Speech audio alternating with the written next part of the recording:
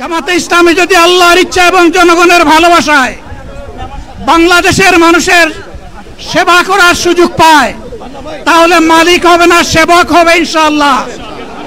আজ আমি ঘোষণা দিচ্ছি, লক্ষ জনতাকে সাথে নিয়ে কোনো এমপি, কোনো মন্ত্রী আগামীতে সরকার কিন্তু প্লট গ্রহণ করবে না, ট্যাক্সবিহীন কোনো গাড়ি চড়বে না, তার নিজের হাতে কোনো টাকা চালাচালি করবে না।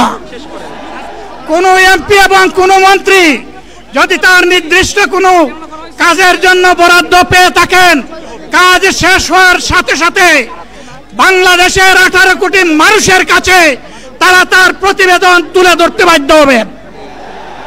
সম্মানিত বন্ধুগণ, চাঁদা আমরা নিব না, দুর্নীতি আমরা করব না, চাঁদা আমরা নিতে দেব না, দুর্নীতি আমরা সহ্য করব না।